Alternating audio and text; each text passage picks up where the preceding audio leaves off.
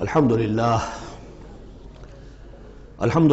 وکفا والصلاة والسلام علی عباده الذین اصطفیٰ، خصوصاً علی افضلہم وخاتم النبیین محمد الامین وعلی آلہ وصحبہ اجمعین. اما بعد فقد قال اللہ تبارک وتعالی کما ورد فی سورة الصف: اعوذ باللہ من الشیطان الرجیم، بسم اللہ الرحمن الرحیم. سبح للہ ما فی السماوات وما فی الارض وہو العزیز الحکیم. یا ایہا الذین آمنوا لم تقولون ما لا تفعلون کبر مقتا عند اللہ ان تقولوا ما لا تفعلون. ان اللہ یحب الذین یقاتلون فی سبیلہ صفا کأنہم بنیان مرصوص. صدق اللہ العظیم. رب اشرح لی صدری ویسر لی امری واحلل عقدۃ من لسانی یفقہوا قولی. اللہم ربنا الہمنا رشدنا واعذنا من شرور انفسنا. اللہم ارنا الحق حقا وارزقنا اتباعہ وارنا الباطل باطلا وارزقنا اجتنابہ. اللہم وفقنا لما تحب وترضى. اللہم ربنا آنس وحشتنا فی قبورنا وارحمنا بالقرآن العظیم. اللہم اجعلہ لنا اماما ونورا وہدا ورحمہ. اللہم ذکرنا منہ ما نسینا وعلمنا منہ ما جہلنا وارزقنا تلاوتہ آناء اللیل وآناء النہار واجعلہ لنا حجتا یا رب العالمین، آمین. اب ہم اللہ کا نام لے کر سورہ صف کا آغاز کر رہے ہیں. میں آپ کو بتا چکا ہوں کہ جو 10 صورتیں ہیں مدنی، سورہ حدید سے سورہ تحریم تک، ان میں بالکل درمیان میں جو یہ جوڑا ہے سورہ صف اور سورہ جمعہ، اس کی امتیازی شان اسی سے نظر آ جاتی ہے کہ دونوں کا آغاز تسبیح سے ہوا ہے. ورنہ اب تک یہ تھا سورہ حدید کا آغاز سبح للہ ما فی السماوات والارض، پھر سورہ مجادلہ میں وہ بات نہیں، پھر سورہ حشر میں سبح للہ ما فی السماوات وما فی الارض، پھر سورہ ممتحنہ میں وہ بات نہیں. اب یہاں پھر جو آئی ہے وما فی الارض، تسبیح کرتی ہے اللہ کی ہر وہ شے جو آسمانوں میں ہے اور ہر وہ شے جو زمین میں ہے. وَهُوَ الْعَزِيزُ الْحَكِيمُ، اور وہ زبردست ہے، کمال حکمت والا.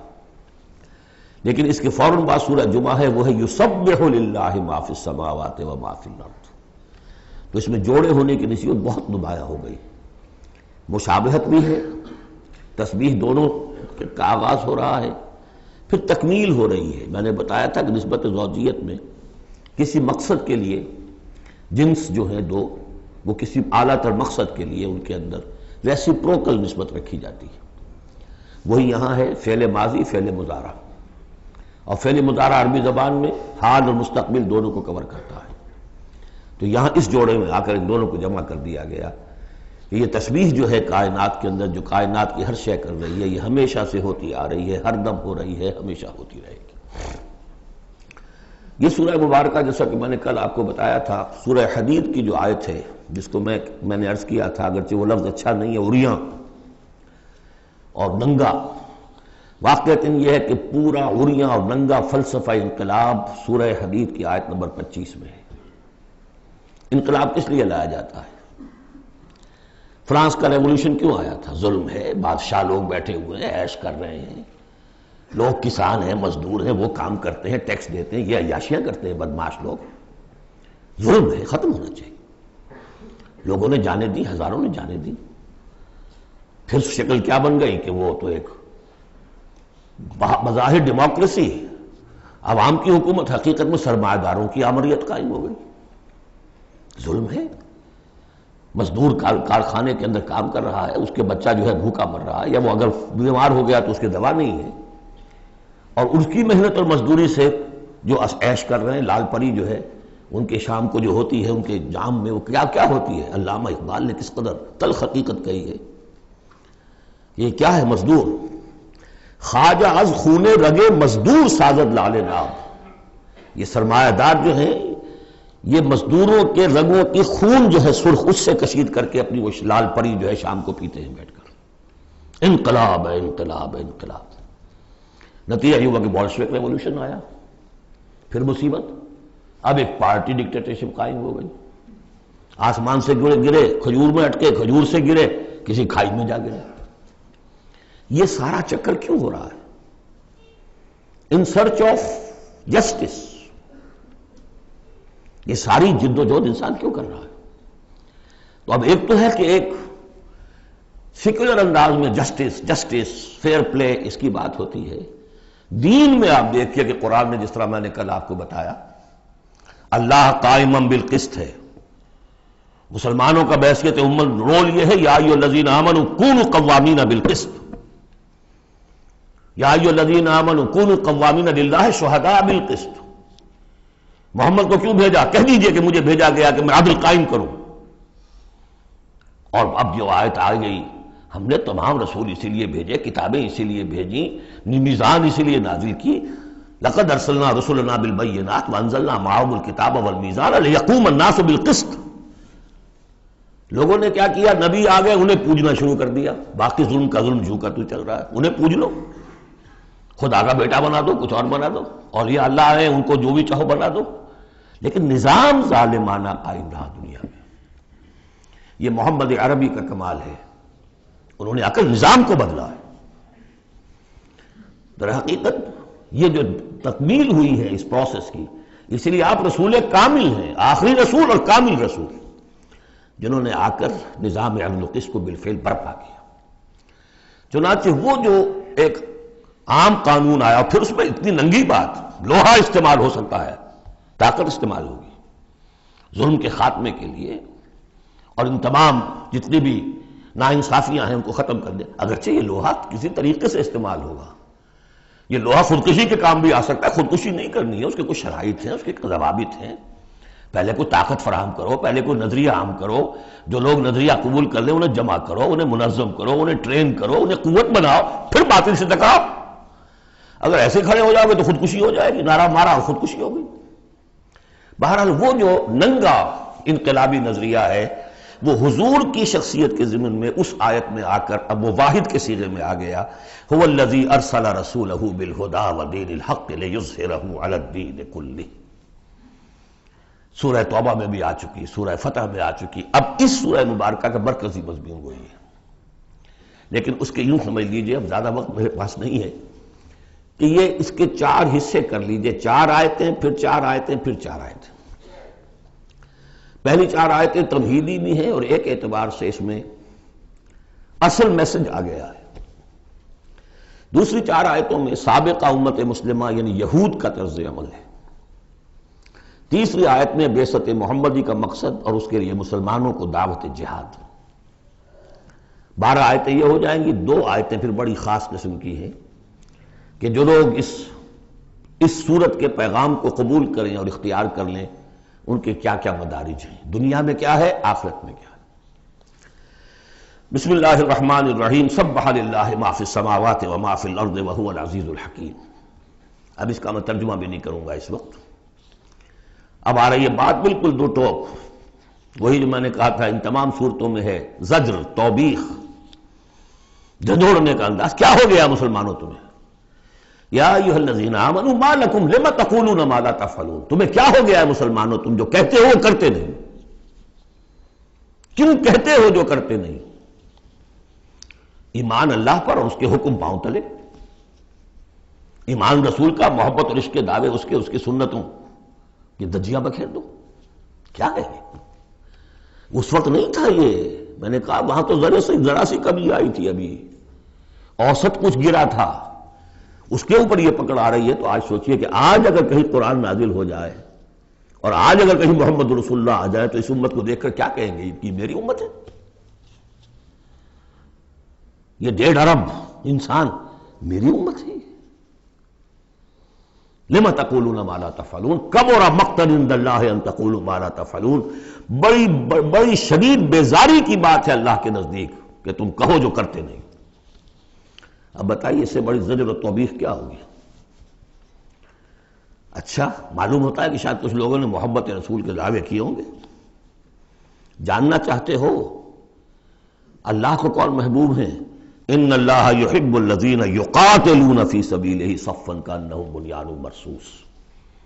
اللہ کو تو محبوب ہیں اپنے وہ بندے جو صفیں باندھ کر، اور صفیں بھی ایسی بنیان مرصوص. آج کل کا تصور کیجئے، ری انفورسڈ کانکریٹ والز جو بڑے بڑے ڈیمز کی بنائی جاتی، اس زمانے میں بھی تھا. چنائی کر کے پھر تانبا اس کے اندر جو ہے وہ پگھلا کر، جو ہم دیکھ آئے ہیں ذوالقرنین کے معاملے میں، آتونی افرق علیہ قطرہ، اب وہ جو ہے وہ فورٹیفائڈ ایسی صفیں. آج ایک صاحب نے توجہ دلائی، اسی کا عکس ہونا چاہیے ہماری جب نماز کے اندر صف بندی ہوتی ہے، کوئی خلا نہیں ہونا چاہیے. حضور نے فرمایا کہ شیطان کھڑا ہوتا ہے بیچ میں، پھر کندھے سے کندھا ملا ہونا چاہیے، لیکن ہمارے ہاں اس کا کوئی اہتمام نہیں ہوتا. ہمارے ہاں اہل حدیث حضرات کو اہتمام کرتے ہیں، انہوں نے کہیں اور چکر چلا دیے، وہ ٹانگیں بھی اتنی چوڑی کریں گے کہ پھر دوسرے آدمی کو سخت کوفت ہو جائے، اور پھر پاؤں پہ پاؤں ماریں گے، کچھ کریں گے، وہ ان کی اپنی شدت ہے. لیکن یہ ہے کہ کندھے سے کندھا ملنا اور پاؤں کے محاذات ایک ہونے چاہیے، آگے پیچھے نہ ہو. بہرحال یہ ضرورت ہے، اس کی ائمہ کو بھی کرنی چاہیے کوئی نہ کوئی توجہ. تو یہ اصل میں سمم بونم ایک اصطلاح ہے فلسفے کی، کہ ہر فلسفہ اخلاق میں ایک تصور ہوتا ہے خیر اعلیٰ، the highest good, highest virtue کیا ہے. آپ ایک فلسفہ دیتے ہیں اخلاق کا، اس کی روح سے سب سے بڑی نیکی کون سی ہے، تو جان لیجئے اسلام میں سمم بونم، اسلام کا خیر اعلیٰ قتال فی سبیل اللہ ہے. ان اللہ یحب الذین یقاتلون فی سبیلہ صفا کانہم بنیان مرصوص. اب سوچ لو، دیکھ لو، سوچ سمجھ کر قدم رکھو. جس کو ہو جان و دل عزیز، اس کی گلی میں جائے کیوں. اس راستے پر آنا ہے تو یہ سمم بونم ہے. یہ 4 آیتیں ہو گئیں تمہید کی. 4 آیتیں ہیں اب. بنی اسرائیل نے کیا کیا اللہ کے جلیل قدر پیغمبروں کے ساتھ. وَإِذْ قَالَ مُوسَىٰ لِقَوْمِهِ يَا قَوْمِ لِمَ تُؤْذُونَنِي وَقَدْ تَعْلَمُونَ أَنِّي رَسُولُ اللَّهِ إِلَيْكُمْ. یاد کرو جب کہ کہا موسیٰ نے اپنی قوم سے، اے میری قوم کے لوگوں کیوں مجھے ایذا دے رہے ہو، کوفت پہنچا رہے ہو، تکلیف دے رہے ہو. وَقَدْ تَعْلَمُونَ أَنِّي رَسُولُ اللَّهِ إِلَيْكُمْ، جبکہ تم جانتے ہو میں اللہ کا رسول ہوں. میرے نزدیک یہاں رسول بمانی نبی کے ہے. حضرت موسیٰ بنی اسرائیل کے لیے نبی تھے، رسول نہیں. رسول تھے الی فرعون. جہاں کہیں ذکر آیا بحیثیت رسول، الی فرعون وملئہ، الی فرعون وملئہ، الی فرعون وملئہ. کیونکہ رسول کے بعد قاعدہ یہ ہوتا ہے کہ پھر رسول کی بات نہ مانے تو قوم ہلاک کی جاتی ہے.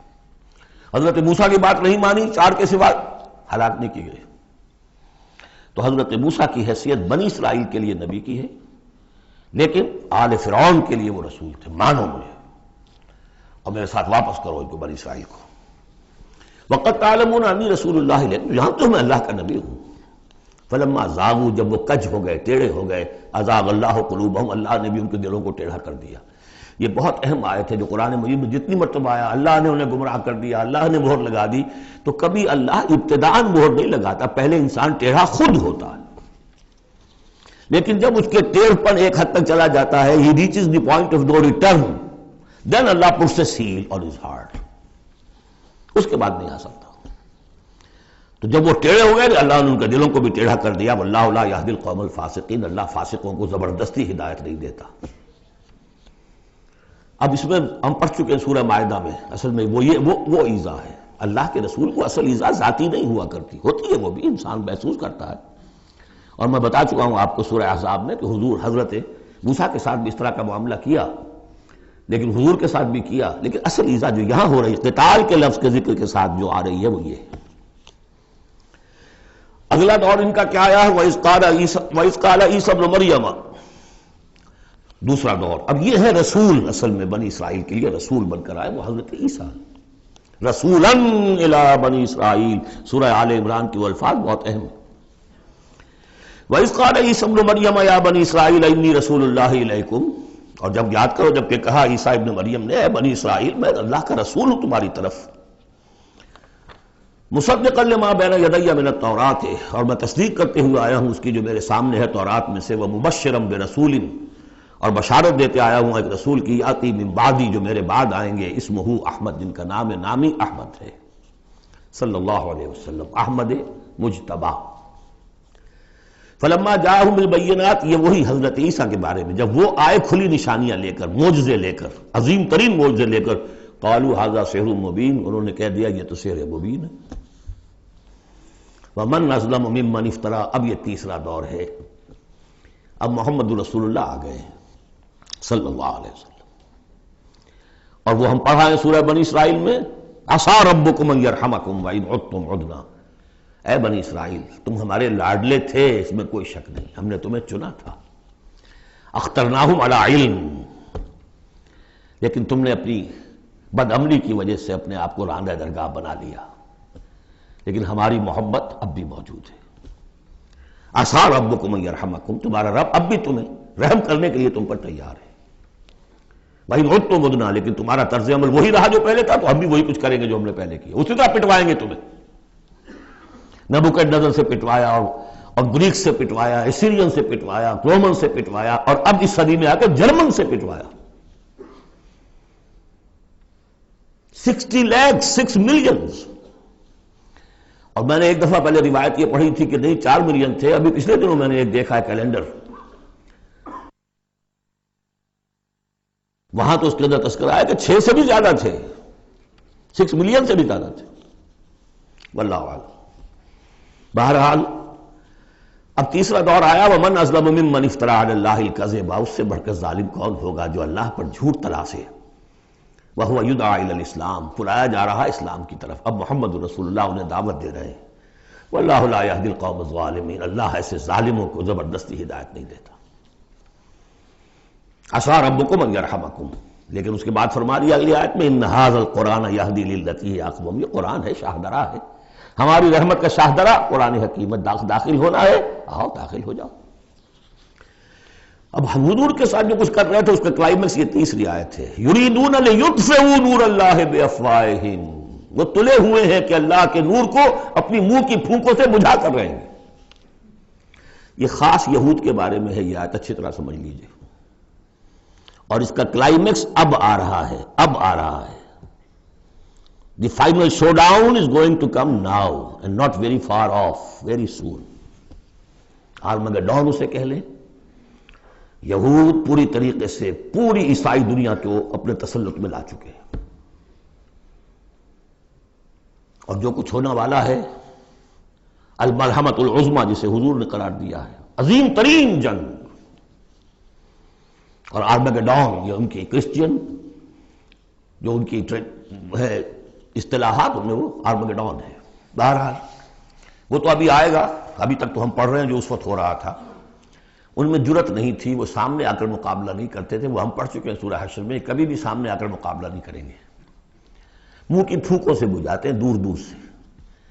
یہ استعارہ ہے کہ سامنے آ کے مقابلہ نہیں کرتے، سازشیں کرتے ہیں، منہ سے تو آدمی بات ہی کرتا ہے نا، سازشیں کر کے اس کو ابھارو، اس کو لے آؤ، اس سے حملہ کروا دو، قریش کو لے آؤ، فلاں کو لے آؤ، ان میں دم نہیں ہے۔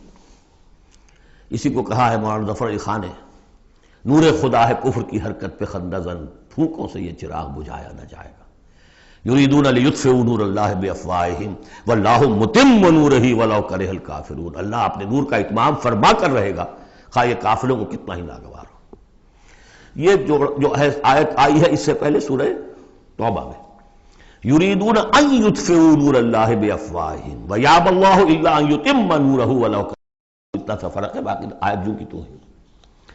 اب تیسرا حصہ ہے سورت کا، اب حضور کی بعثت کس لیے ہوئی؟ هو الذی ارسل رسولہ بالہدی ودین الحق لیظہرہ علی الدین کلہ۔ یہ خاص آیت میں آپ کو بتا چکا ہوں کہ انبیاء کی بعثت، رسولوں کی بعثت کے لیے بشیر، نذیر اور مذکر، مربی، معلم، یہ سارے الفاظ، شاہد، یہ سب مشترک ہیں۔ یہ صرف محمد رسول اللہ کے لیے ہے، اور 3 دفعہ ہے۔ وہی ہے اللہ جس نے بھیجا اپنے رسول کو صلی اللہ علیہ وسلم، الہدا، کامل ہدایت نامہ جو ان پر کامل ہو گیا، اور دین حق، وہ میزان جو دی گئی تھی تمام انبیاء کو، وہ میزان اب کامل ہو کر دین حق، سچا، مکمل، عادلانہ، مبنی بر عدل و قسط نظام زندگی ہے جو اب بن گیا، کس لیے بھیجا ہے؟ لِیُظْہِرَہُ، سے غالب کریں. یہ نہیں وہ پامال رہے اور 30 لاکھ لوگ حج کرتے رہے، بس اللہ خیر صلی اللہ. رہ گئی رسم اذاں روح بلالی نہ رہی، فلسفہ رہ گیا تلقین غزالی نہ رہی. یہ 30 لاکھ آدمی اگر کفن باندھ لیں اپنے سر سے تو دنیا میں انقلاب آ جائے گا نہ آ جائے؟ حج کریاؤ، رمضان کا عمرہ کراؤ. ریچولز نئے ریچولز. حرام سے کمائی کرو اور عمرے کرو. هو الذي ارسل رسوله بالهدى ودين الحق ليظهره على الدين كله ولو كره المشركون. مشرکوں کو تو یہ پسند نہیں ہوگا. مشرک چاہیں گے توحید کا نظام قائم ہو جائے، اللہ کی حکومت پوری زندگی پہ قائم ہو جائے. اب مشرک کون ہے؟ مشرک صرف بت پرست نہیں ہے. سب سے بڑا مشرک وہ ہے جو کہ ہیومن سوورنٹی کا اعلان کر رہا ہے. وہ تو خدائی کا اعلان کر رہا ہے. بت پرست نے تو یہی سمجھا ہوگا یہ کوئی دیوی ہے، دیوتا ہے، کوئی ہماری سفارش کر دے گا. اس کے علاوہ وہ تو خدا بن رہے ہو تم کہ ہم حاکم ہیں. یہ دعویٰ تو نمرودیت کا دعویٰ ہے، یہ دعویٰ تو فرعونیت کا دعویٰ ہے. حاکم ہم ہیں. الیس لی ملک مصر وہذہ الانہار تجری من تحتی. فرق یہ ہے کہ وہ ایک شخص ہوتا تھا، اب پوری قوم ہے، بس اور کچھ بھی نہیں. وہ کبھی پسند نہیں کر سکتے. تصادم ہونا ناگزیر ہے، جہاد کرنا پڑے گا، کشمکش کرنی پڑے گی. اب وہ کون کریں گے؟ جو اللہ کو ماننے کا دعویٰ کرے اور رسول کو ماننے کا دعویٰ کرے. اگلی آیت پڑھ لیجئے. یا ایھا الذین آمنوا هل ادلکم علی تجارۃ تنجیکم من عذاب الیم. اے ایمان کے دعوے دارو، کیا میں تمہیں بتاؤں وہ تجارت جو تمہیں دردناک عذاب سے چھٹکارا دلا دے. تؤمنون باللہ ورسولہ وتجاہدون فی سبیل اللہ باموالکم وانفسکم. ایمان لاؤ اللہ پر جیسے کہ ایمان لانے کا حق ہے. سورہ نساء میں بھی پڑھ چکے ہیں. یا ایھا الذین آمنوا آمنوا باللہ ورسولہ والکتاب الذی نزل علی رسولہ. سورہ حجرات میں ڈیفینیشن مومن کی یہی ہے، انما المؤمنون الذین آمنوا باللہ ورسولہ ثم لم یرتابوا وجاہدوا باموالہم وانفسہم فی سبیل اللہ. تؤمنون باللہ ورسولہ وتجاہدون فی سبیل اللہ باموالکم وانفسکم ذالکم خیر لکم ان کنتم تعلمون یغفر لکم ذنوبکم ویدخلکم جنات تجری من تحتہا الانہار. وہ تمہارے لیے تمہارے گناہ بخش دے گا، تمہیں داخل کرے گا ان باغات میں کہ جن کے نیچے نہریں بہتی ہوں گی، اور ان باغات میں مسکن دے گا. مساکن طیبہ، بہت پیارے، بہت اعلیٰ. فی جنات عدن، ریزیڈینشل گارڈنز میں. ذالک الفوز العظیم، یہی بڑی کامیابی ہے. یہ بہت اہم نکتہ ہے. بندہ مومن کی نگاہ اس کامیابی پر جمی ہونی چاہیے، دنیا کی کامیابی پہ نہیں. دنیا میں دین کی کامیابی پر بھی نہیں. آپ حیران ہو یہ کیا کہہ رہا ہے؟ نصب العین صرف آخرت. اگر آپ نے دنیا میں کامیابی کو نصب العین بنا لیا تو گڑبڑ ہو جائے گی. پھر آپ کہیں گے یہ تو صحیح طریقے سے کام نہیں ہو رہا تو ٹیڑھے سے کرو، سیدھی انگلیوں گھی نہیں نکل رہا تو ٹیڑھی کرو، بائی ہک اور بائی کروک، جیسے کوئی ہاکی کا پلیئر چلتا ہے لے کر کیری کرتا ہے. اسی میں تحریکیں گم ہو جاتی ہیں. تحریکوں کے قبرستان بنے ہیں اسی بنیاد پر. تم دیکھو تمہارا فرض یہ طریقہ کار یہ، اس طریقے پہ کام کرتے رہو، نتیجہ نکلے نہ نکلے تمہیں اس سے کوئی بحث نہیں.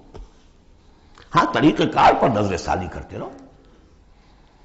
وہ طریقہ محمد رسول اللہ سے ماخوذ اور منہاج. لِكُلٍّ جَعَلْنَا مِنْكُمْ شِرْعَةً وَمِنْهَاجًا. ہم نے ہر ایک کو تم میں سے شریعت بھی ایک دی ہے، منہاج بھی دیا ہے. منہاج محمدی کیا ہے بولو؟ تم امت محمد ہو صلی اللہ علیہ وسلم. تو یہ بات نوٹ کر لیجئے، بہت اہم ہے. بس تجزیہ کر لیجئے. اب تک جو کچھ آیا ہے اس میں، بلکہ اب آخری 2 آیتیں بھی پڑھ لیجئے. ایک حیثیت سے یہ 12ویں آیت پر آ کے مضمون مکمل ہو گیا. ذالک الفوز العظیم، بڑی کامیابی یہی ہے. البتہ دنیا میں ایک اور بونس کی شکل میں ہے. وَأُخْرَىٰ تُحِبُّونَهَا، ایک اور شے جو تمہیں بہت پسند ہے. اللہ کی نگاہوں میں تو اس کی کوئی حیثیت نہیں، اس لیے کہ اللہ کی نگاہ میں تو اگر وہ کرنا ہی چاہے تو دین حق کو غالب کر دے آنے واحد میں. اللہ تو تمہیں دیکھ رہا ہے بس کہ تم نے کتنی کچھ جانفی شانی کی، کہ کیونکہ تمہارا امتحان ہے. لیکن تمہاری نگاہوں میں بہرحال انسان ہو تو بربنائے طبع بشری انسان چاہتا ہے کہ جو کچھ ہم کریں اس کا نتیجہ بھی اگر نظر آ جائے تو کیا کہنے. وَأُخْرَىٰ تُحِبُّونَهَا، اور وہ دوسری چیز اور بھی جس کا جو تمہیں پسند ہے، وہ کیا ہے؟ نصر من اللہ وفتح قریب. اب اللہ کی طرف سے مدد آیا چاہتی ہے اور فتح تمہارے قدم چوما چاہتی ہے. لیکن یہ ظاہر بات ہے یہ کب اتری ہے؟ یہ میں آپ کو بتا چکا ہوں. اس کو سمجھیے سورہ صف کو سورہ احزاب کا ضمیمہ. وَبَشِّرِ الْمُؤْمِنِينَ، یہی الفاظ آئے ہیں، اور اے نبی اس کی بشارت دے دیجئے اہل ایمان کو. قول میں حضور کا آپ کو سنا چکا ہوں. آپ نے فرما دیا تھا غزوہ احزاب کے بعد، لن تغزوکم قریش بعد عامکم ھذا، اے مسلمانوں اب اس سال کے بعد قریش تم پر چڑھ کر نہیں آ سکتے، ایگزاسٹ ہو چکے. ولکنکم تغزونہم، اب تمہاری طرف سے انیشیٹو ہوگا. اور وہ انیشیٹو تھا کہ جو عمرے کے سفر کی نیت سے آپ نے کیا. صلح حدیبیہ ہو گئی اور انا فتحنا لک فتحا مبینا کی آیت اتر گئی. اور دوسری چیز آخرت میں یا ایک روحانی جو مقام تمہیں اس سے حاصل ہوگا، تم اللہ کے مددگار کا قرار پاؤ گے. اس سے اونچا کوئی مقام ہو سکتا ہے؟ یا ایھا الذین آمنوا کونوا انصار اللہ. اگر تم اللہ کے دین کا جھنڈا اٹھانے کے لیے اپنی جانیں لگا رہے ہو تو کس کے مددگار ہو؟ اللہ کا دین ہے، جھنڈا اس کا ہے. اور یہ فرض منصبی اصل تھا محمد کا، تو ان کی بھی مدد ہے. من انصاری اللہ آگے آ جائے گا. اہل ایمان اللہ کے مددگار بنو. کما قال عیسیٰ ابن مریم للحواریین، جیسے کہ کہا تھا عیسیٰ ابن مریم نے اپنے حواریین سے، من انصاری اللہ، کون ہے میرا مددگار اللہ کی راہ میں. دیکھیے جیسے بیعت کی نسبتیں آئی تھیں دو، بیعت حضور سے، بے اللہ سے، لہذا تیسرا ہاتھ اللہ. وہی مسئلہ یہ ہے، نصرت اللہ کی، لیکن میری نصرت اللہ کی طرف. اللہ کی نصرت کیسے کرو گے؟ میری نصرت کرو اللہ کے راستے میں. محمد رسول اللہ والذین معہ.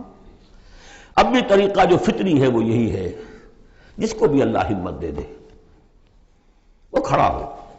میں نے تو یکسو ہو کے فیصلہ کر لیا، میں نے تو اب اسی کے لیے جینا، اسی کے لیے مرنا ہے. آؤ بھائی کون میرے ساتھ آتا ہے؟ میں انصاری اللہ، میں تو چل رہا ہوں.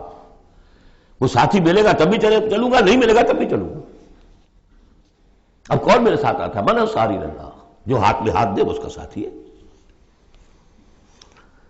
اذ قال عیسیٰ ابن مریم للحواریین من انصاری اللہ قال الحواریون نحن انصار اللہ. اگرچہ وہ مددگار تھے حضرت عیسیٰ کے، حقیقت میں تھے اللہ کے، بظاہر عیسیٰ کے، حقیقت اللہ کے. فآمنت طائفۃ من بنی اسرائیل، تو بنی اسرائیل دو گروہ میں تقسیم ہو گئے، ایک وہ جو ایمان لے آیا اور ایک وہ جو کفر پر اڑا رہا. وکفرت طائفہ فأیدنا الذین آمنوا علی عدوہم، تو ہم نے مدد کی ان کی جو ایمان لائے تھے ان کے خلاف، کہ جنہوں نے کفر کیا تھا ان کے دشمنوں کے خلاف. فاصبحوا ظاہرین، بالآخر وہی کامیاب ہوئے. لیکن یہ کامیابی آسانی سے ہاتھ نہیں آئی تھی، اچھی طرح سمجھ لیجیے گا. 300 برس لگے ہیں حواریین مسیح کو، اور ان کے اصل پیروکار جو تھے حضرت مسیح کے، وہ سختیاں انہوں نے جھیلی ہیں. تاریخ انسانی میں اگر آپ لیں گے ایک مقدار کی حیثیت سے تو اتنی زیادہ قربانیاں شاید کسی نبی کے ساتھیوں نے نہیں دی. ایک ہے ایک چیز جو ہے وہ سمٹ کر آ گئی ہو چھوٹے تھوڑے سے وقت میں، وہ ہے حضور کا معاملہ، یہ حضور کا اور آپ کے ساتھیوں کا. لیکن جتنے طویل عرصے تک اور جس قدر شدید پرسیکیوشن، عام خیال یہی، اور میں بھی اس کا قائل ہوں، کہ جو سورہ یاسین میں جو ذکر ہے، وہ جو 2 رسول بھیجے گئے اور پھر تیسرا بھیجا گیا، وہ اصل میں حواریین مسیح تھے. رسول کے رسول تھے، اللہ کے رسول نہیں تھے براہ راست. اسی طریقے سے آپ کو معلوم ہے جو پرسیکیوشنز ہوئی ہیں ان کی، جس طریقے سے انہیں ستایا گیا ہے. جو اصحاب الاخدود تھے وہ بھی عیسائی تھے، جن کو کہ یہودیوں نے جلایا، ابو نواس نے، وہ بھی عیسائی تھے، حضرت مسیح کے ماننے والے. اسی طریقے سے یہ 7 سلیپرز کون تھے جو جان بچا کر گئے تھے؟ اصحاب کہف عیسائی تھے. رومی شہنشاہیت تھی، بت پرستوں کی شہنشاہیت تھی، اس میں جو کچھ پرسیکیوشن ہوئی ہے وہ تو 300 عیسوی میں پھر رومن امپائر نے عیسائیت قبول کی ہے. اس کے بعد سے پھر ظاہر بات ہے، چاہے عیسیٰ کو وہ صحیح طور پر مانتے ہیں، غلط طور پہ مانتے ہیں، عیسیٰ کے ماننے والے ہیں. وہ کہتے ہیں وہ حرام زادہ ہے، وہ کہتے ہیں کہ نہیں وہ اللہ کا بیٹا ہے. بس اتنا ہی فرق ہو گیا، وہ ایک انتہا کو نکل گئے، وہ دوسری انتہا کو نکل گئے. باسٹرڈ کہتے ہیں کھلم کھلا، سن آف مین. اور وہ لوگ کہہ رہی اللہ کا، لیکن مانتے تو ہے نا، یہ انکار کرتے ہیں. تو مان ہمارے ہاں بھی کتنے ہی لوگ ہیں حضور کے رتبے کو جب نعتوں میں بیان کرنے آئیں گے اللہ سے کم چھوڑتے ہیں، اللہ سے اوپر بنا دیتے ہیں۔ اوتار کا عقیدہ تو میں آپ کو بتا چکا ہوں، وہی جو مصطفی عرش تھا خدا ہو کر اتر پڑا وہ مدینے میں مصطفیٰ ہو کر۔ مدینے کی مسجد میں منبر کے اوپر بغیر عین کے ایک عرب ہم نے دیکھا، عرب میں سے عین نکال دے کیا رہ جائے گا؟ رب۔ کون ہے کہنے والا؟ یہ مسلمان، محمد کا امتی ہے۔ تو یہ جو انتہائیں ہوتی ہیں، غلو ہوتا ہے، یا اہل الکتاب لا تغلو فی دینکم، تو غلو ہم کم ہے کم کرنے والے۔ کون سا جرم ہے جو پچھلوں نے کیا ہم نے نہیں کیا، سوائے اس کے کہ اس قرآن کی تحریف ہم نہیں کر سکے، اس کے متن کی، بس۔ اور وہ اس لیے کہ اسپیشل پروٹیکشن اللہ کی تھی۔ یہ ہے سورہ صف۔ ایک سورت بھی سمجھ میں آ جائے تو زندگی کا راستہ بالکل واضح ہو جاتا ہے۔ البتہ یہ جو قتال اس میں بتایا گیا، میں نے عرض کیا تھا قتال ایسا نہیں ہے کہ اٹھاؤ ہتھیار جاؤ نعرہ مارو اور خودکشی کر لو، ٹکرا جاؤ۔ اس کا ایک پروسیس ہے، پہلے اس کے لیے مردان کار چاہیے، ایسے مردان کار جن کے دلوں میں اللہ کی محبت کے سوا دنیا کی کوئی محبت نہ رہ گئی ہو، جو ہم سورہ شورى میں پڑھ چکے ہیں۔ فما اوتیتم من شیء فمتاع الحیاۃ الدنیا وما عند اللہ خیر وابقی للذین آمنوا وعلی ربہم یتوکلون۔ طالب آخرت بن چکے ہو، واقعتاً کہنے کی حد تک نہیں، زبانی کلامی نہیں، فی الواقع۔ پھر ان کے اندر وہ اخلاص اور خلوص، پھر ایک نظم کی پابندی، ایک لیڈر کے ساتھ عہد، جو کہو گے۔ یہ تقاضے اگر پورے نہیں ہوتے، اور محترم تعداد کے اندر 2-4 سے تو نہیں ہوگا معاملہ۔ 4 کا ہوتا معاملہ تو حضرت موسیٰ کے ساتھ بھی تھے، 3-4 تو اور 150 تو اور بھی شاید نکل ہی آتے، کوئی ذرا اور محنت کرتے، لیکن نہیں، معتدل تعداد، ریکوزٹ نمبر۔ لہذا اس کو تیار کرنے کے لیے کیا طریقہ کار ہے؟ یوں سمجھیے کہ منہج انقلاب محمدی کے 2 حصے ہیں۔ اوپر کا حصہ ٹکراؤ، تصادم، وہ سب کو معلوم ہے، غزوہ بدر، غزوہ احد، غزوہ احزاب، فلاں فلاں اور کس کو نہیں معلوم؟ لیکن اکبر الآبادی کا بڑا پیارا شعر ہے، خدا کے کام دیکھو بعد کیا ہے اور کیا پہلے، نظر آتا ہے مجھ کو بدر سے غار حرا پہلے۔ کہانیاں تھیں جو سوچ و بچار تھا، پھر اس نے 12 برس تک مکے میں جو دعوت، تبلیغ، تربیت، تزکیہ، تعلیم، تنظیم، یہ کام کیا ہے۔ یہ ہے جس کا نتیجہ سامنے نظر آتا ہے۔ چاہے تمہارے جسم کے ٹکڑے اڑا دیں، تم نے ہاتھ نہیں اٹھانا۔ یہ ارادہ آسان کام ہے کوئی؟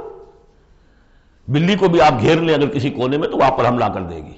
ڈیسپریٹ آدمی 2-3 کو مار کر مرے گا، ایسے نہیں مر سکتا آدمی۔ آدمی بڑی شے ہے، لیکن اجازت نہیں ہے۔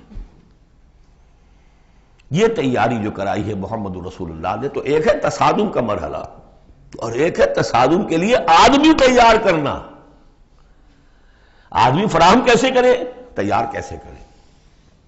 اس کو میں نے قرار دیا ہے منہج انقلاب نبوی کی اساسی منہاج۔ ایک ہے تکمیلی منہاج، تصادم، ٹکراؤ، جنگ۔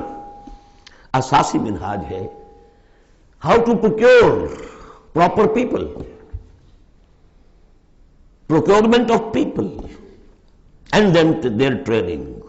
یہ ہے مسئلہ، اور اس کا مرکز و محور قرآن ہے۔ اگلی سورہ، سورہ جمعہ، اسی سے بحث کر رہی ہے۔ یوں سمجھ لیجئے کہ بعثت محمدی کا مقصد، اس کے لیے تصادم کے مراحل، یہ سورہ صف میں، لیکن اس کے لیے مردان کار کی تیاری کا عمل سورہ جمعہ میں۔ بسم اللہ الرحمن الرحیم، یسبح للہ ما فی السماوات وما فی الارض الملک القدوس العزیز الحکیم، هو الذی بعث فی الامیین رسولا منہم یتلو علیہم آیاتہ ویزکیہم ویعلمہم الکتاب والحکمہ۔ اب دیکھیے آپ، جیسے وہ آیت 3 دفعہ آ چکی تھی، یہ 4تھی مرتبہ آ رہی ہے۔ وہ بنیادی طریقہ کار کیا تھا؟ قرآن کی تلاوت، قرآن اس مقناطیس کے مانند تھا کہ جس کے اندر جس کی روح بیدار ہے اس کو کھینچ لے گا. یہ ہے آپ کا آلہ دعوت. اب آپ کے پاس وہ آ گئے یہ سلیم الفطرت، کسی درجے میں سلام، جن کی زیادہ سلیم الفطرت اور زیادہ جو ہے وہ فوراً آ گئے. کچھ کو تھوڑا سا وقت لگا، پھر کچھ اور وقت لگا، کچھ اور وقت لگا، تو 12 برس میں مکے کی جو ہے وہ ہانڈی کے اندر پوری طرح بلو کر نکال دیا گیا. اور جو نکالا پھر ان کی تربیت، ان کی تعلیم اسی کتاب سے، حکمت قرآن پر بیس کر رہا ہے سارا پروسیس. تربیت بھی قرآن سے، تزکیہ بھی قرآن سے، دعوت بھی قرآن سے، تذکیر بھی قرآن سے، تبشیر بھی قرآن سے، انذار بھی قرآن سے. تذکیر، انذار، تبشیر، اس سے دعوت ہو گئی. اور شفاء لما فی الصدور، دل کے اندر کے جو روگ ہے ان کا علاج. یہ دل کا روگ ہے کیا؟ دنیا کی محبت، اللہ خیر صلی اللہ، مال کی محبت، اولاد کی محبت، سب کیا ہے؟ ہاتھی کے پاؤں میں سب کے پاؤں دنیا کی محبت. یہ قرآن نکال دیتا ہے. هو الذی بعث فی الامیین رسولا منہم، وہی ہے جس نے بھیجا، اٹھایا امیین میں سے ایک رسول، انہی میں سے. یتلو علیہم آیاتہ، ان کو پڑھ کر سناتا ہے اللہ کی آیات. یہ وہ مقناطیس. وَيُعَلِّمُهُمُ الْكِتَابَ وَالْحِکْمَةَ، ان کو تعلیم دے رہا ہے کتاب اور حکمت کی. وَيُزَكِّيهِمْ وَيُعَلِّمُهُمُ الْكِتَابَ، وہ تزکیہ کر رہا ہے. تلاوت آیات کے ذریعے سے غلط نظریات ختم ہوئے. غلط نظریات ختم ہوئے. ان غلط نظریات پر جن ہمارے اعمال کی بنیاد تھی، ہر عمل کے پیچھے کوئی نظریہ ہے، کوئی ویلیو ہے جو آپ کے ذہن میں ہے، جس کے تحت آپ کوئی بھاگ دوڑ کر رہے ہیں، کوئی عمل کر رہے ہیں. وہ ویلیو غلط ہے تو عمل غلط ہوگا، ویلیو صحیح عمل صحیح ہوگا. قرآن نے ویلیو آپ کی صحیح کر دی. تو گویا کہ اب یہ برے اعمال، بری عادات، یہ جیسے پت جھڑ میں پتے جھڑ جاتے ہیں، خود ہی جھڑ جائیں گے. کیسے رہیں گے؟ اندر سے غذا ہی نہیں مل رہی، اندر تو جڑ ختم ہو گئی ان کی. یہ ہے تزکیہ. اور پھر تعلیم کتاب و حکمت. اب انہیں سکھاؤ، احکام دو، اور بڑی گہری بصیرت والی باتیں بھی سکھاؤ. وہ سب کے لیے نہیں ہے. اس کو وہ کہتے ہیں جیسے کہ ہمارے ہاں عربی مدارس میں بھی اب ہے شعبہ تخصص. فارغ التحصیل تو تم ہو گئے، اب تخصص کرو. یہ اصل میں تعلیم حکمت جو ہے، یہ محمد الرسول اللہ کی تعلیم کا اور تربیت کا شعبہ تخصص ہے. یہ سب کے بس کا روگ نہیں. وَمَن يُؤْتَ الْحِكْمَةَ فَقَدْ أُوتِيَ خَيْرًا كَثِيرًا يُؤْتِي الْحِكْمَةَ مَن يَشَاءُ وَمَن يُؤْتَ الْحِكْمَةَ فَقَدْ أُوتِيَ خَيْرًا كَثِيرًا. یہ اللہ تعالیٰ کسی کسی کو صلاحیت دیتا ہے. وَإِن كَانُوا مِن قَبْلُ لَفِي ضَلَالٍ مُبِينٍ، اور یقیناً اس سے پہلے تو وہ کھلی گمراہی میں تھے. وَآخَرِينَ مِنْهُمْ، اور محمد کو بھیجا ہے اللہ نے صرف امیین کے لیے نہیں، اوروں کے لیے بھی جو ہے تو انہی میں سے پوٹینشلی. لما يلحقوا بهم، ابھی ان میں شامل نہیں ہوئے. حضور سے ان کے بارے میں پوچھا گیا. حضور نے مجلس میں بیٹھے ہوئے تھے، سلمان فارسی ان کے کندھے پر ہاتھ رکھا، فرمایا حکمت اگر سریا پر بھی ہوگی تو اس کی قوم کا کوئی شخص اسے لے آئے گا. اور کم سے کم یہ کہ تمام جو حنفی مسلمان علماء وہ سمجھتے ہیں کہ اس حضور کی حدیث کا مصداق امام ابو حنیفہ ہے رحمۃ اللہ علیہ. بہرحال اس میں کوئی شک نہیں کہ ایرانی قوم جو ہے بحیثیت مجموعی بہت ذہین، فتین، فلاسفر ایک سے ایک بڑھ کر، متکلم سارے کے سارے ایرانی ہیں. یہ ساری چیزیں ان کے ہاں فلسفہ، منطق، دو چیزیں کی گھٹی میں. 3 مراکز رہے ہیں دنیا میں فلسفہ اور منطق کے: ہندوستان، ایران، یونان. 3 ہے. نمبر 2 پہ جرمنی آ جائے گا، اس لیے کہ وہ بھی ایرینز ہیں. یہ ایرینز ہیں، یہ حام کی نسل ہے میری تحقیق کے مطابق. اللہ تعالیٰ نے سام کی نسل کو چن لیا نبوت کے لیے، حام کی نسل کو چن لیا حکمت کے لیے. یہ میری رائے ہے، یہ صرف میرے اسٹریٹ تھاٹس ہیں، یہ کوئی یوں نہ سمجھیے. لیکن بہرحال میں اب آخری جو چیزیں بھی میرے پاس ہیں وہ بھی میں آپ کو اس دورہ ترجمہ قرآن میں دے رہا ہوں. وَآخَرِينَ مِنْهُمْ لَمَّا يَلْحَقُوا بِهِمْ. میرے نزدیک اس آیت کی صحیح تعبیر کیا ہے کہ ایک نیوکلیس، جیسے کہ اسٹرکچر آف ایٹم ہے، ایک نیوکلیس ہے، اس میں پروٹونز ہوتے ہیں، اور بھی بڑی بلائیں ہوتی ہیں، اب تو ایک سے ایک نکلی آ رہی ہیں. جب ہم نے فزکس پڑھی تھی تب یہ تھا کہ ایک نیوکلیس ہے، اس میں پروٹونز ہیں، پازیٹیو چارج ہے، اور پھر یہ ادھر جو ہے وہ اب جو الیکٹرانز چل رہے ہیں دائرے میں، بڑا ایٹم جو ہے وہ بہت سے دائروں میں. تو نیوکلیس اس امت کا امیین، بنو اسماعیل اور ان کے تابع اہل عرب مشرکین، یہ نیوکلیس. پھر سب سے پہلے ایرانی آ گئے. پہلا جو ہے نیوٹرون، الیکٹران، ایرانیوں کا ہے. پھر رومی آ گئے، کچھ آ گئے ادھر سے، کچھ قبطی آ گئے ایجپشنز، ادھر سے آگے آپ بڑھے تو ہندی آ گئے، سندھی آ گئے، پہلے سندھی آئے پھر ہندی آئے. یہ سب ہیں اب مختلف دائرے، یہ بڑھتا جا رہا ہے. لیکن نیوکلیس امیین اور باقی سب آخرین. امیین میں سے چونکہ خود حضور تھے لہذا ان پر اتمام حجت آخری درجے میں ہو گئی، لہذا ان کے لیے کوئی رعایت نہیں تھی، اگر ایمان نہیں لائیں گے تو قتل کر دیا جائے. یہ سورہ توبہ میں ہم پڑھ چکے. آخرین کے لیے رعایت یہ ہے کہ چاہے تو اسلام لائیں چاہے تو نہ لائیں، یہودی رہیں، عیسائی رہیں، کوئی رہیں، مجوسی رہیں، ہندو رہیں، سکھ رہیں، پارسی رہیں، جو چاہے رہیں، لیکن نظام اسلام کا ہوگا، غلبہ اللہ کا ہوگا، دین ہم قائم کریں گے. تم رہو اپنے طور پر جو ہندو رہو، جو چاہو رہو. وآخرین منہم لما یلحقوا بہم وہو العزیز الحکیم، اور وہ عزیز ہے اور حکیم ہے. ذالک فضل اللہ یؤتیہ من یشاء، یہ اللہ کا فضل ہے، وہ دیتا ہے جسے چاہتا ہے. اللہ کا فضل ہے. اس فضل کے بڑے درجے ہیں. سورہ بنی اسرائیل میں آیت پڑھی، ان فضلہ کان علیک کبیرا. حضور سے خطاب ہے، سب سے بڑا فضل، سب سے بڑا فضل، سب سے بڑا فضل اس پوری کائنات میں محمد رسول اللہ پر ہوا. اگرچہ ان کا فضل کس طور سے ہوا ہے وہ آپ دیکھ لیجئے. ماریں پڑی ہیں، پتھراؤ ہوا ہے، خون کے دھارے چھوٹے ہیں. اللہ کا فضل جو ہے دنیا میں وہ ناز و نام نہیں ہے، عیش نہیں ہے، آرام نہیں ہے. جس میں سب سے بڑا فضل تھا اسے یتیم پیدا کیا، پوستھیومس پیدا بھی ہوا باپ کے فوت ہونے کے بعد، بالکل مفلس قلاش. وہ تو مادائی حلیمہ کو کوئی اور بچہ ملا نہیں تھا تو قرۂ فال بنا میں من دیوانہ زدن ہو گیا معاملہ، ورنہ لوگ جاتے تھے، اچھے کھاتے پیتے گھرانوں کے بچے لیتے تھے. یتیم کو کون لے جائے گا؟ لیکن وہ یتیم پھر کیا بنا؟ در یتیم. ووجدک ضالا فہدی ووجدک عائلا فاغنی الم یجدک یتیما فآوی. پھر جو کچھ ہوا ہے سخت، آپ کا جو نوجوانی کا دور ہے، سخت مشقت، مزدوری. آپ کہتے ہیں میں قریش کی بھیڑیں بکریاں چند ٹکوں کی مزدوری پر چلایا کرتا تھا. قرارید، درہم و دینار نہیں، قرارید، ٹکے پیسے. بہرحال یہ دنیا کا معاملہ اور ہے. فرمایا وآخرین منہم لما یلحقوا بہم وہو العزیز الحکیم. ذالک فضل اللہ، یہ میں بیان کر رہا تھا. فضل کبیر بلکہ فضل اکبر تو ہوا حضور پر.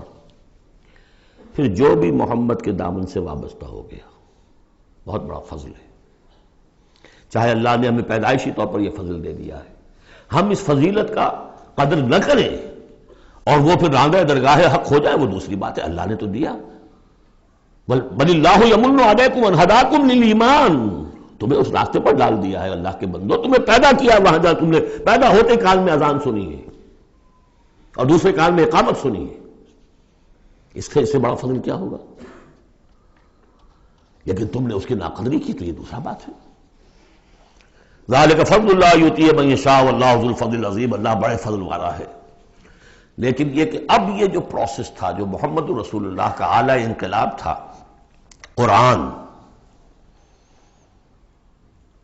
اب محمد تو جا رہے ہیں صلی اللہ علیہ وسلم، یہ پروسیس آگے کون جاری رکھے گا؟ نبی تو کوئی اور آنا نہیں. لہذا حضور نے کہا خطبہ حجۃ الوداع میں، قد ترکت فیکم ما ان تمسکتم بہ او اعتصمتم بہ لن تضلوا ابدا کتاب اللہ. میں چھوڑ کر جا رہا ہوں. یہ محمد کے قائم مقام ہے. یہ قرآن، یہ عصائے موسیٰ سے 100 گنا بڑا معجزہ ہے. عصائے موسیٰ صرف موسیٰ کے ہاتھ میں تھا تو معجزہ تھا. بعد میں تو وہ لٹھیا کی لٹھیا ہے، اور کیا ہے، پڑا ہوگا کسی ٹرنک کے اندر، شاید ہو اب بھی، جیسے کہ کہتے ہیں یہودی ہے لاٹھی ہے. اب وہ سانپ تو نہیں بنے گا کسی کے لیے. یہ معجزہ ہے جو ہر ایک کے ہاتھ میں آ سکتا ہے، بشرطے کہ اس کا حق پہچانے، اس کا حق ادا کرے، اس کی قدر و قیمت کو جانے. افبہذا الحدیث انتم مدہنون وتجعلون رزقکم انکم تکذبون. اس کے ساتھ تمہارا یہ معاملہ ہے، یہ مداہنت ہے۔ دنیا بھر کی زبانیں سیکھ لو، دنیا بھر کے علوم سیکھ لو، اتنی عربی نہیں کہ قرآن مجید کو براہ راست سمجھ سکو۔ اور اگر یہ قرآن تمہیں پوزیس کر لے گا تو خدا کی قسم کھا کر کہتا ہوں کہ کسی اور کام میں دل نہیں لگے گا آپ کا۔ یہ کیا کام ہے؟ گھس گھس گھس گھس گھس کر کے تنخواہ ہو گئی 30,000 40,000 50,000 تنخواہ لے کے آ گئے، بس یہی ہے۔ Were you created for that؟ ابراہیم بن ادم کا آپ نے سنا ہوگا نام، بادشاہ تھے کسی علاقے کے، شکار پر گئے ہوئے تھے تو وہاں کہیں آواز انہیں سنائی دی، کسی فرشتے کی تھی یا یہ کہ خود ان کے اپنے دل کی آواز تھی۔ یا ابراہیم لہذا خلقت ام لہذا امرت، اے ابراہیم سوچو، کیا اس کام کے لیے تمہیں پیدا کیا گیا تھا؟ کیا تم اس کام کے لیے پیدا کیے گئے تھے اور تمہیں اس کام کا حکم ہوا تھا شکار کرو جا کر؟ بس وہی سے کایا پلٹ ہوئی۔ تو سوچنے کی بات ہے۔ اب ترتیب بتا رہا تھا اصل میں، ورنہ بات لمبی ہو جائے گی، کہ اب یہ قرآن کے بارے میں تمہارا طرز عمل کیا ہوگا۔ تصویر دکھائی جا رہی ہے پھر سابقہ امت کی، انہیں بھی ہم نے دی تھی کتاب تورات۔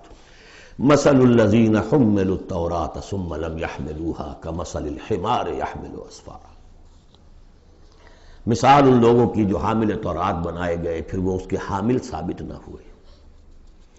اور حمل میں خاص ایک بات ہے، حمال کسے کہتے ہیں؟ بوجھ اٹھا کر ایک جگہ سے دوسری جگہ لے کر جانا، حمال اسے کہتے ہیں۔ اسر اور حمل میں نے فرق بتایا تھا آپ کو سورہ بقرہ جب پڑھ رہے تھے آخری، کہ اسر وہ بوجھ ہے جس کے نیچے انسان دب کر رہ جائے، چل نہ سکے، اسر ہے۔ اور حمل وہ ہے جس کو لے کر چل سکے۔ اب عورت کا بھی حمل ہوتا ہے، وہ لے کر چلتی ہے۔ بہرحال جب ایڈوانس پریگننسی ہوتی ہے، دکھ تو ہے، تکلیف ہے، وہنن علی وہنن تو ہے، چل سکتی ہے۔ اسی طرح حمال ہے، وہ لے کے جا رہا ہے۔ تو حمل التوراۃ، یہ اللہ تعالیٰ جس کو کتاب دیتا ہے، حامل بناتا ہے، اس کے ذمے سے پہنچاؤ۔ لتبیننہ، تمہارا فرض ہے اسے واضح کرو، اسے عام کرو۔ یا اہل القرآن، حضور نے فرمایا ہے قرآن والو لا تتوسد القرآن، قرآن کو تکیہ نہ بنا لینا۔ ایک ذہنی سہارا ہمارے پاس اللہ کی کتاب ہے، 40 من سونا ہم نے لگا دیا ہے اس قرآن کو تاروں سے لکھنے پر۔ معلوم ہے آپ کو، رکھا ہوا ہے ہمارے ہاں، ایوبی دور کی یادگار، لاہور میں جو اسمبلی چیمبر کے باہر جو ہے، چاہیے دیکھ لیجیے، میں نے تو آج تک نہیں دیکھا، مجھے تو یہ قرآن بہت اچھا لگتا ہے اپنا۔ جامع جم سے یہ میرا جامع صفات اچھا ہے، بشرطے کہ اس قرآن کے ساتھ آپ کا تعلق ہو ذہنی اور قلبی اور روحانی۔ بہرحال قرآن مجید کے حامل بنائے گئے تھے اس لیے کہ اوروں تک پہنچاؤ۔ ثم لم يحملوها، انہوں نے نہیں اٹھایا۔ کمثل الحمار، ان گدھوں کے مانند ہیں، یحمل اسفارا، جو کتابوں کا بوجھ اٹھائے پھر رہا۔ مکالمات فلاطون بھی لکھ دیجئے آپ، باندھ کر گشڑی رکھ دے، انسائکلوپیڈیا برٹانیکا پورا رکھ دے، گدھے کو کیا فائدہ اس سے؟ مثل القوم الذین کذبوا بآیات اللہ، مثال اس قوم کی جس نے اللہ کی آیات کو جھٹلایا، بے صاحب بہت بری ہے۔ اب یہ جھٹلانا میں پہلے واضح کر چکا ہوں سورہ واقعہ پڑھتے ہوئے، یہ جھٹلانا ہے، یہ ہمارا قرآن کو جھٹلا رہے ہیں ہم اپنے عمل سے۔ ایک شخص آپ سے پوچھے گا آپ قرآن کو اللہ کا کتاب مان دیا؟ میں مانتا ہوں۔ آپ نے کبھی پڑھا اس کو؟ آپ 7 سمندر کا سفر پار کر کے یہاں MBA کرنے تشریف لے آئے ہیں امریکہ میں، MBA معلوم ہوتا ہے کہ کوئی پتہ نہیں، کوئی جنت کی کوئی سیٹ ہے، کیا ہے؟ قرآن آپ نے نہیں پڑھا تو کیسا ایمان ہے آپ کا قرآن پر؟ کیا جواب دیں گے؟ تکذیب کر رہے ہیں اپنے عمل سے۔ بئس مثل القوم الذین کذبوا بآیات اللہ واللہ لا یہدی القوم الظالمین، اللہ ایسے ظالموں کو زبردستی تو ہدایت نہیں دیتا۔ اللہ کی ہدایت ایسی گھٹیا شے تو نہیں ہے، اتنی حقیر شے تو نہیں ہے۔ اب دیکھیے 4 آیتیں، یہ یہاں پر بھی 4 4 جمع 3 کی تقسیم ہے۔ 4 آیتیں پوری ہو گئی تھی، حضور کی بعثت 2 میں ہے، امیین نیوکلیس ہے، آخرین سب الیکٹرانز ہیں اس کے چاروں طرف۔ یہ ملٹی نیشنل امت ہے، ملٹی نیشنل فرمز تو آپ کو معلوم ہے، ملٹی نیشنل، جبکہ سابق جو امت تھی بنی اسرائیل وہ یونی ریشیل، ایک نسل کی. یونی ریشیل یونی نیشنل، یہ multi racial multi national. Hindi بھی، فارسی بھی، ایرانی بھی، ترک بھی، چینی بھی. اب تو دنیا کا میں نہیں سمجھتا کہ کوئی قوم رہ گئی ہو، کوئی نسل رہ گئی ہو جس میں کچھ نہ کچھ مسلمان موجود نہ ہوں. اور دوسری بات یہ کہ حضور کا بنیادی کیا ہے؟ اعلی دعوت، اعلی تربیت، جس سے کہ مردان کار تیار کیے جو جہاد اور قتال کریں گے، وہ ہے قرآن. اب آگے 4 آیتوں میں وہ جو طرز عمل ہمارا ہو گیا اس کی تصویر دکھائی جا رہی ہے بنی اسرائیل کے طرز عمل میں. مثل الذین حملوا التوراۃ ثم لم يحملوها كمثل الحمار يحمل اسفارا بئس مثل القوم الذین كذبوا بآیات اللہ واللہ لا يهدی القوم الظالمین.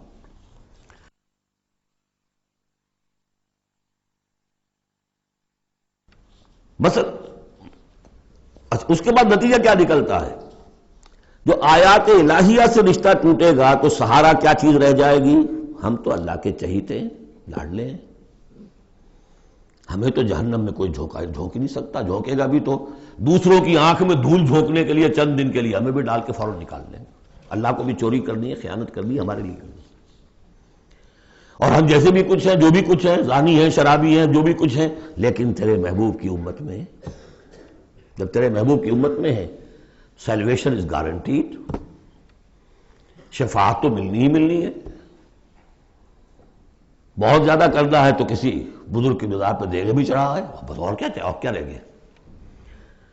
یہ ہے وہ سارا معاملہ، یہ ہے وہ امانی، یہ ہے وہ من گھڑت خیالات، یہ ہے وہ وشفل تھنکنگ سے جو عقیدوں کی شکل بن جاتی ہے، جس کی وجہ سے عمل سے، وہ جو اقبال نے کہا کہ پتہ نہیں نام کیا ہے اس کا، خدا فریبی کے خود فریبی، عمل سے فارغ ہوا مسلمان بنا کے تقدیر کا بہانہ. وہ تقدیر کی بجائے آپ یہاں یہ عقائد جوڑ لیجئے تو پھر عمل کی کیا ضرورت ہے؟ بے وقوف ہوگا جو عمل کرے. رشوت نہ لے، عیش نہ کرائے بچوں کو، بے وقوف ہے، احمق ہے، پاگل ہے. قُلْ يَا أَيُّهَا الَّذِينَ هَادُوا إِن زَعَمْتُمْ أَنَّكُمْ أَوْلِيَاءُ لِلَّهِ مِن دُونِ النَّاسِ، کہہ دیجئے اے نبی، اے وہ لوگوں جو یہودی ہو گئے ہو، اگر تمہارا واقعی یہ گمان ہے کہ تم اللہ کے دوست اور اللہ تمہارا دوست ہے. ان زعمتم، زوم کا لفظ اردو میں بھی بولتے ہیں خیال خام کے لیے، بڑا زوم ہو گیا اسے. ان زعمتم، اگر تمہیں یہ خیال خام لاحق ہو گیا ہے، انکم اولیاء للہ من دون الناس فتمنوا الموت ان کنتم صادقین، یہ سورہ بقرہ میں آ چکا مضمون. اگر ایسے واقعی خیال ہے تو تمہیں موت کی تمنا کرنی چاہیے. دوست سے ملنے کی آرزو ہوتی ہے یا ہجر کی؟ وصال چاہیے یا ہجر چاہیے؟ ولا یتمنونہ ابدا بما قدمت ایدیہم، یہ ہرگز تمنا نہیں کر سکتے موت کی. کیوں؟ بسبب اس کے جو ان کے ہاتھ آگے بھیج چکے ہیں. انہیں معلوم ہے ہم نے کیا کرتوت آگے بھیجے. بل الانسان علی نفسہ بصیرہ، انسان کو خود معلوم ہے کہ میں کیا کچھ بھیج چکا ہوں، کیا کیا کمائیاں کی ہیں، کیا کیا حرام خوریاں کی ہیں. وہ سارے کے سارے جو ہیں وہ تو آگے بھیجے ہوئے ہیں. واللہ علیم بالظالمین، اللہ ان ظالموں سے خوب واقف ہے. قل، اے نبی ان سے کہہ دیجئے، ان الموت الذی تفرون منہ فانہ ملاقیکم، وہ موت جس سے تم بھاگتے ہو وہ تم سے ملاقات خود فرما لے گی. تم بھاگتے رہو، انہ ملاقیکم، وہ آن کھڑی ہوگی سامنے. ثم تردون الی عالم الغیب والشہادہ، پھر تمہیں لوٹا دیا جائے گا اس ہستی کی طرف جو غیب اور شہادہ سب کا جاننے والا ہے، جو تمہارے سامنے ہے اس کا بھی، جو تمہارے پیچھے ہے اس کا بھی، جو بحیثیت نوع انسانی تمہارے لیے کھول دیا گیا اس کا بھی، اور جو تمہارے سے غیب میں رکھ دیا گیا اس کا بھی.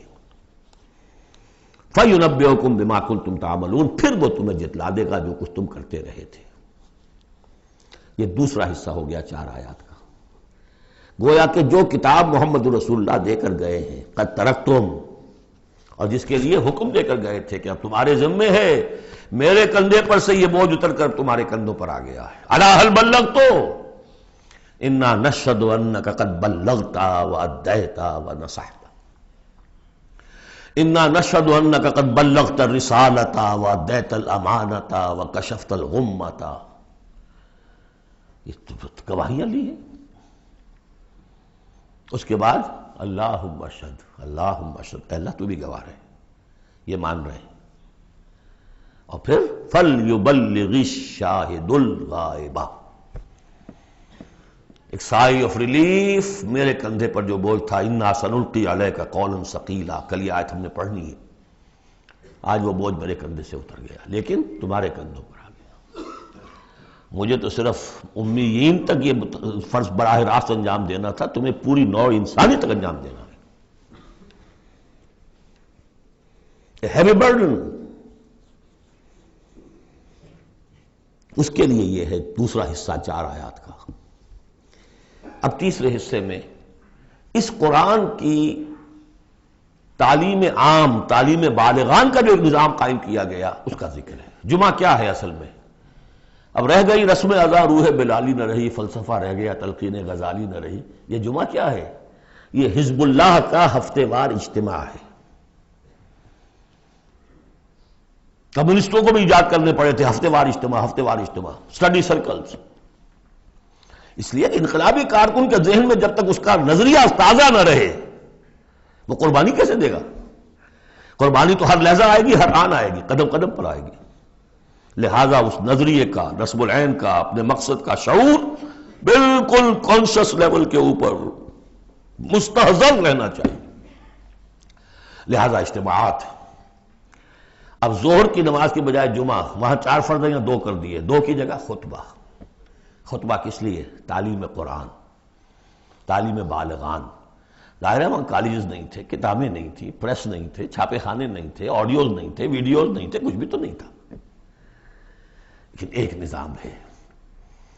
ہفتے میں ایک دن ایسا نکال لو، اگرچہ پورا دن نہیں چاہیے، یوم سبت کی طرح نہیں ہے، نہاؤ دھو، اچھے کپڑے پہنو، خوشبو لگاؤ، آؤ مسجد میں چل کر، پہلی گھڑی میں آ جاؤ گے تو اتنا ثواب ہوگا جتنا کہ ایک اونٹ کی قربانی کا۔ ہم نے آنکھوں سے دیکھا ہوا بچپن میں 7-8 بجے کے قریب مسجدوں کے اندر ہجوم ہوتے تھے، لوگ پہنچ جاتے تھے گاؤں سے، اس لیے گاؤں میں جمعہ ہوتا نہیں تھا۔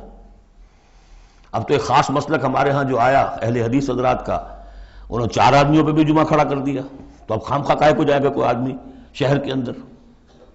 پہلے تو یہ تھا کہ جو مصر جامع نہ ہو، جو ایک شہر نہ ہو جس کے اندر کہ کوئی حکومت کا ایک بڑا افسر نہ رہتا ہو، اس کے بغیر جمعہ نہیں ہوتا۔ پھر ان مسئلوں کو چھوڑ دیجئے، آئیے جمع ہوئیے، کوئی نائب رسول منبر رسول پر کھڑے ہو کر وہی عمل کرے، یتلو علیہم آیاتہ ویزکیہم ویعلمہم الکتاب والحکمہ، تاکہ یہ پروسیس اب ابدی ہو جائے امت کے اندر۔ اس لیے جمعے کی یہ اہمیت ہے کہ فرمایا گیا کہ 3 جمعے بھی چھوڑ دو گے بغیر عذر کے لَيَخْتِمَنَّ اللَّهُ عَلَىٰ قَلْبِهِ، اس شخص، ایسے شخص کے دل کے اوپر اللہ تعالیٰ مہر کر دیتا ہے۔ لیکن بات یہی ہے کہ وہ ساری حکمت ختم، وہ مقصد ختم، نہ وہ مقصد ہے، رہ گئی رسم اذاں روح بلالی نہ رہی، اور فلسفہ رہ گیا تلقین غزالی نہ رہی۔ جمعہ ہے پھر بھی کھنڈر بتا رہے ہیں عمارت عظیم تھی، اب بھی جو اہتمام ہوتا ہے جمعے کے لیے کھنڈر ہی صحیح، لیکن بتا رہے ہیں کہ یہ کتنی بڑی عظیم عمارت تھی۔ بس اب ترجمہ کر لیجئے، وقت بہت کم ہے، جو اس کا ربط ہے وہ میں نے بیان کر دیا۔ یا ایھا الذین آمنوا اذا نودی للصلاۃ من یوم الجمعۃ فاسعوا الی ذکر اللہ وذروا البیع، اے ایمان والو جب تمہیں پکارا جائے نماز کے لیے جمعے کے دن، یعنی جمعے کی نماز کے لیے، تو لپکو اور دوڑو ہر طرح کے کاروبار کو چھوڑ کر اللہ کے ذکر کی طرف، اور چھوڑ دو کاروبار۔ اور یہاں ذکر سے مراد نماز تو ذکر ہے ہی، اصل میں خطبہ ہے۔ ذالکم خیر لکم ان کنتم تعلمون، یہی تمہارے لیے بہتر ہے اگر تم علم رکھتے ہو۔ فاذا قضیت الصلاۃ فانتشروا فی الارض وابتغوا من فضل اللہ، یہودیوں کا جو یوم سبت والی وہ سختی نہیں ہے، صبح کا زیادہ وقت تو مطلوب ہے کہ لگے اس کام میں، لیکن جمعے کے بعد پھر آپ جائیں اپنے کام میں لگیں۔ یہی میں نے کہا تھا نواز شریف صاحب سے کہ آپ کو جمعے کی آدھی چھٹی کرنی ہے تو بعد کی چھٹی کیجئے، پہلے کی چھٹی کیجئے، بعد میں لوگوں کو دفتر بلا لیجئے، کام کرائیے ان سے، قرآن کے مطابق تو وہ ہوگا۔ جب نماز ادا ہو چکے اب تم زمین میں منتشر ہو سکتے ہو، جاؤ اللہ کا فضل تلاش کرو، ابتغوا من فضل اللہ واذکروا اللہ کثیرا لعلکم تفلحون، اور اللہ کو یاد کرو کثرت سے تاکہ تم فلاح پاؤ۔ وَإِذَا رَأَوْا تِجَارَةً، اب یہ یہ بھی کمزوری آ گئی جو مسلمانوں کے اندر ایک پیدا ہوئی تھی، اس کا طرف اشارہ کر دیا گیا اس صورت میں بھی۔ جب انہوں نے دیکھا کوئی تجارت کا معاملہ یا کوئی اور کھیل کود، انفضوا الیہا، تو خاص منافقین جو تھے وہ دوڑ کے چلے جاتے تھے، وترکوک قائما، اور آپ کو چھوڑ جاتے تھے کھڑے ہوئے۔ اور اس لیے کہ عام خیال یہ ہے کہ عام طور پر پہلے جو ہے خطبہ جیسے عیدین میں بعد میں ہوتا ہے، ایسے ہی جمعے کا خطبہ بھی بعد میں ہوتا ہے، سمجھا انہوں نے نماز تو ہو گئی چلو. فرمایا نہیں، قل ما عند اللہ خیر من اللہو والتجارہ، ان سے کہہ دیجئے جو اللہ کے پاس ہے وہ کہیں بہتر ہے اس کھیل کود سے بھی، تجارت سے بھی. واللہ خیر الرازقین، اور اللہ بہترین رزق عطا کرنے والا ہے. بارک اللہ لی ولکم فی القرآن العظیم ونفعنی وإیاکم بالآیات والذکر الحکیم.